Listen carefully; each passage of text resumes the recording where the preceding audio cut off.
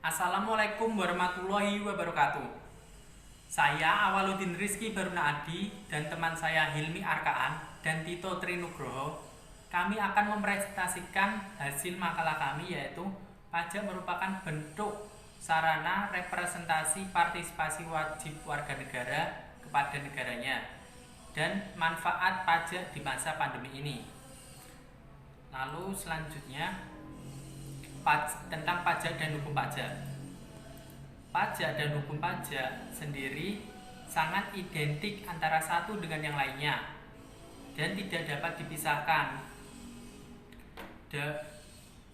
sebagai bentuk implementasi kewajiban warga negara untuk berpartisipasi dan berkontribusi bagi pembiayaan pemerintah dan pembangunan nasional demi kemandirian bangsa itu sendiri. Dalam pengertian pajak menurut KUP, Ketentuan Umum dan Tata Cara Perpajakan, yaitu kontribusi wajib kepada negara yang terutang oleh orang pribadi atau badan hukum yang bersifat memaksa, yang berdasarkan undang-undang, dengan tidak mendapatkan imbalan secara langsung dan digunakan untuk keperluan negara. Selanjutnya, pajak itu sendiri berasal dari satu, dari rakyat, kedua oleh rakyat, dan ketiga untuk rakyat demi kepentingan bersama, yang dimana kepentingan bersama ini untuk mewujudkan kesejahteraan umum. Pajak itu sendiri sebenarnya merupakan gejala sosial, artinya pajak hanya ada di dalam masyarakat itu sendiri. Jika tidak ada masyarakat, maka tidak ada pajak, sebab pajak itu dipungut dari masyarakatnya. Selanjutnya,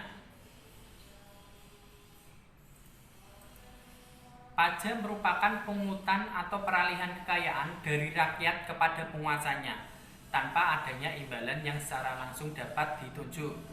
Namun sebenarnya kita dapat melihatnya di kehidupan sekarang ini, seperti adanya infrastruktur, keamanan, kesejahteraan, kesehatan, pendidikan, dan sebagainya. Pungutan pajak mempunyai peranan yang penting di dalam keuangan kas negara, yang memungkinkan kelangsungan hidup suatu negara. Jika pendapatan dari pajak itu berhasil menjamin kelangsungan hidup bangsa, maka artinya pajak ini merupakan pemersatu bangsa. Lebih kuatnya lagi apabila masyarakat itu sendiri sadar dan yakin dengan ikhlas untuk membayar pajak. Yang terakhir, pajak itu pun memiliki karakteristik antara lain seperti yang sudah saya katakan di slide-slide sebelumnya.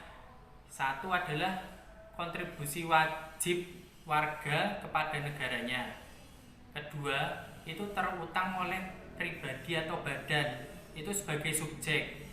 Yang ketiga, bersifat memaksa dan berdasarkan undang-undang. Keempat, tidak mendapatkan imbalan secara langsung, tapi kita dapat mengetahuinya seperti infrastruktur, keamanan, dan pendidikan, dan lain-lain. Kelima, yaitu untuk kepentingan negara. Lalu yang keenam, untuk mewujudkan kemakmuran rakyat. Pajak itu sendiri adalah gotong royong kita bersama demi kepribadian bangsa Indonesia sendiri, yang ditunjukkan untuk kepentingan umum atau kepentingan bersama. Selanjutnya akan dibacakan oleh teman saya tentang sejarah pajak di Indonesia. Kemudian saya akan menjelaskan tentang apa sejarah perkembangan hukum pajak Indonesia. Hukum pajak Indonesia kita mulai di masa kerajaan. Di masa kerajaan salah satu cirinya yaitu identik dengan upeti. Kemudian pajak itu dari rakyat kepada raja, bersifat sukarela dan suatu kewajiban yang dipaksakan. Kemudian ditemukan bahwa pajak ini ada sejak zaman Fir'aun di Mesir, yang dikenakan pajak atau upeti atas penjualan barang tetap yang dipungut sebagai kompensasi atas fasilitas yang diberikan oleh penguasa kepada rakyatnya yang melalui aktivitas dagang. Kemudian sejarah perkembangan hukum pajak di Indonesia itu sendiri. Hukum pajak kami mulai dari sejarah ketika penjajahan di masa Belanda. Di masa penjajahan Belanda, fungsinya fungsi dari hukum pajak ini adalah sebagai pemasukan keuangan untuk keperluan penjajahan di negeri Belanda, membuat ordonansi atau kita sebut peraturan-peraturan yang pada zaman Hindia Belanda terdapat dua macam, yaitu peraturan pengaturan umum Algemene Verordeningen dan peraturan-peraturan lokal Lokale Verordeningen. Kemudian pada ketika masa penjajahan Jepang, keluarlah suatu undang-undang, yaitu Undang-Undang Nomor 1 Tahun 1942 tentang Undang-Undang Balai Tentara Jepang yang berisi pemberlakuan kembali berbagai peraturan undang-undang yang ada. Kemudian pada masa penjajahan Jepang ini tidak ditemukan banyak sekali perubahan mengenai peraturan-peraturan pajak yang ada. Tetapi melainkan masih mewariskan atau masih mengikuti berbagai peninggalan tentang hukum pajak yang ada yang diwariskan oleh jajahan Belanda, kolonial Belanda. Kemudian ketika memasuki kemerdekaan Republik Indonesia, produk hukum pada masa kolonial Belanda yang telah ada tetap dipertahankan dan diberlakukan. Nah, hal ini untuk bertujuan untuk menambah sumber penerimaan negara dan menyesuaikan dengan perkembangan ekonomi yang berlaku pada saat kemerdekaan Indonesia pada saat itu.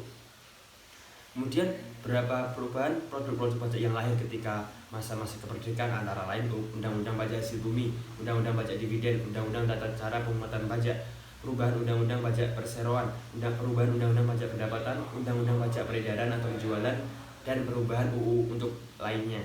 Kemudian kita masuki ke yang terakhir, yaitu inti daripada makalah kami, yaitu representasi hukum pajak di Indonesia.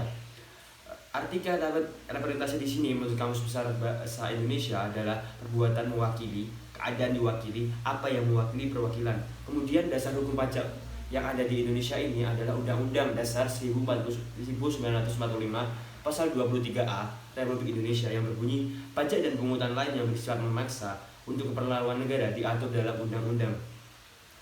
Kemudian representasi pajak di Indonesia ini memiliki beberapa aspek. Kemudian salah satunya yaitu partisipasi wajib bagi warga negara Indonesia, pajak yang dibayar oleh rakyat Indonesia untuk pajak ini untuk keberlangsungan pembangunan nasional di daerah maupun di Indonesia. Kemudian yang paling terpenting adalah memajukan kesejahteraan umum khususnya bagi rakyat Indonesia itu sendiri.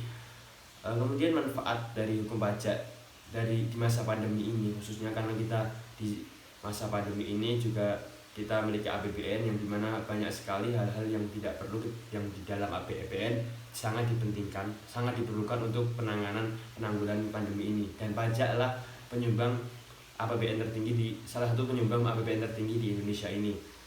Badan Pusat Statistik (BPS) mengumumkan ekonomi Indonesia mengalami perlambatan pada kuartal 1 tahun 2020, yaitu sebesar 2,97%. Nah, dibandingkan kuartal keempat tahun 2019, pertumbuhan Indonesia tercatat minus 2,41%. Perlambatan ini tidak hanya dialami oleh Indonesia, namun juga seluruh dunia yang ada di dunia, seluruh negara yang di dunia ini. Maka dari itu, masyarakat perlu untuk giat-giatnya bayarkan pajak sesuai peraturan yang ada, misalkan pajak kendaraan, pajak bumi dan tanah, dan pajak-pajak yang lainnya. Karena kan ketika masyarakat tidak membayarkan pajaknya, maka keberlangsungan peningkatan pajak untuk mensejahterakan keberlangsungan umum di Indonesia ini akan berkurang, karena penerimaan yang besar itu sangat berpengaruh juga untuk pembangunan nasional ataupun daerah yang terdampak oleh pandemi ini, seperti di Pulau Jawa, Pulau Sumatera, Pulau Kalimantan, dan pulau-pulau lainnya, Pulau Papua, Sulawesi, dan yang lain-lain, agar peningkatan kesejahteraan umum bisa benar-benar tersebar luas dan merata di seluruh pelosok negeri ini. Kemudian pemulihan menurut salah satu jurnal yang kami baca, pemulihan penerimaan pajaknya bisa dilakukan dengan dua cara, yaitu yang pertama meningkatkan penerimaan pajak serta mengurangi biaya pengumpulan pajak. Nah, biaya pengumpulan ini misalkan ketika kita tahu bahwa di masa pandemi ini keterlambatan membayar pajak kendaraan atau yang itu terkena 0%, jadi tidak ada denda ataupun sesuatu yang mengenainya. Jadi ketika kita telat, intinya kita harus bisa berkontribusi untuk membayarkan pajak tersebut untuk keberlangsungan peningkatan kesejahteraan kita sendiri. Nah, kemudian partisipasi masyarakat ini sangat penting. Nah, yang pertama dengan cara membayar pajak. Kemudian dengan cara membayar pajak itu apa yang terkait dengan pajak maka akan sangat berpengaruh untuk keberlangsungan kita di masa pandemi. Maka dari itu keluarlah berbagai regulasi-regulasi yang ada untuk meningkatkan meningkatkan daya tingkat untuk membayarkan pajak ini agar Indonesia ini dapat menangani wabah corona atau wabah COVID-19 ini dengan sebaik-baiknya. Demikian yang dapat kami sampaikan. Saya akan menutup. Terima kasih. Assalamualaikum warahmatullahi wabarakatuh.